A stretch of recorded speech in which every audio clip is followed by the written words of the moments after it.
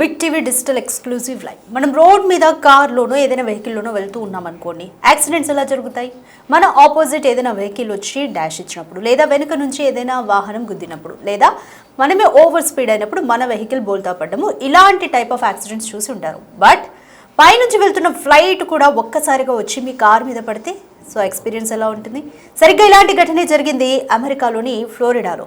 So highway మీద car వెళ్తుంది, ఒక్కసారిగా చిన్న విమానం వచ్చి ఆ కారుని ఢీకొంది, ఆ కారు మీద పడింది. అయితే అందులో 57 ఏళ్ల వృద్ధురాలు ఆ కారుని డ్రైవ్ చేస్తూ ఉంది. కాకపోతే అదృష్టవశాత్తు ఈ ప్రమాదంలో ప్రాణ నష్టం జరగలేదు. ఆ మహిళ కూడా గాయాలతో బయటపడింది.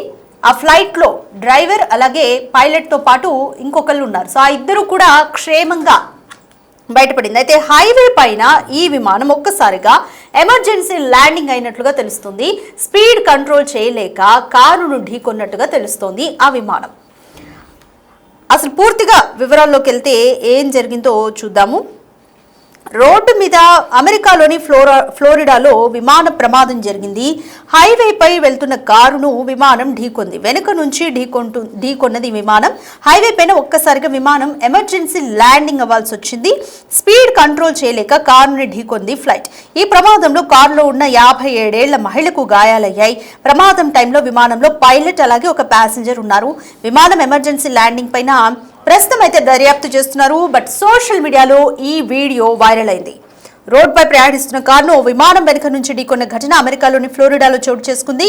సోమవారం రాత్రి బ్రవౌర్డ్ కౌంటీ వద్ద ఇంటర్స్టేట్ 95 జాతీయ రహదారిపైన హఠాత్తుగా ఓ చిన్న విమానం నేలపైన వాలిపోయింది. ఈ క్రమంలోనే అది స్పీడ్ ని కంట్రోల్ చేసుకోలేక ఎదురుగా ప్రయాణిస్తున్న కారును ఢీకొంది. ఈ ఘటనలో కారులో ఉన్న మహిళ స్వల్ప గాయాలతో బయటపడింది. ప్రమాదం జరిగిన సమయంలో విమానంలో పైలట్, ప్రయాణికుడు ఉన్నట్లుగా అగ్నిమాపక శాఖ అధికారులు అయితే వెల్లడించారు. వీరు సురక్షితంగా బయటపడ్డట్లు విమానం ఎమర్జెన్సీ ల్యాండింగ్ కు గల కారణాలపైన ప్రస్తుతం అయితే దర్యాప్తు చేస్తున్నారు.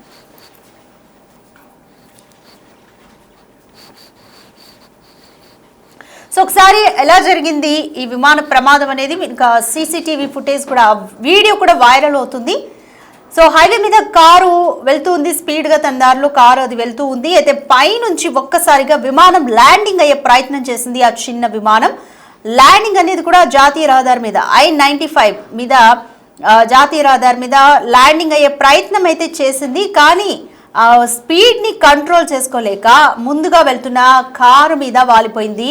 అది అయితే కంప్లీట్గా కారు మీదే క్లాష్ అవ్వకుండా కొంచెం పక్క కొరిగింది. దీంతో కారులో ఉన్న మహిళ చావు నుంచి తప్పించుకుంది అనే మాటని మనం ఇక్కడ యూజ్ చేయొచ్చు. చాలా ప్రమాదం నుంచి కూడా ఆమె తప్పించుకుంది.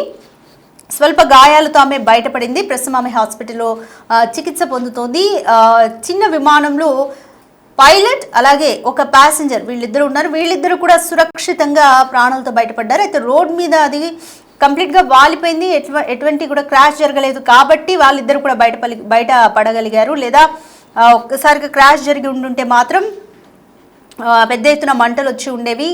ఆ పైలట్ అలాగే ప్యాసింజర్ ప్రాణాలకి కూడా గ్యారంటీ ఉండకపోయి ఉండేది. బట్ లక్కీగా ముగ్గురు కూడా ఈ ప్రమాదంలో ప్రాణాల నుంచి బయటపడ్డారు. బట్ ఆ విమానం ఏ విధంగా కారు మీద వాలింది అన్న ఈ దృశ్యాలు మాత్రం ప్రస్తుతం సోషల్ మీడియాలో వైరల్ అవుతున్నాయి. ఇలాంటి యాక్సిడెంట్స్ చాలా అరుదు.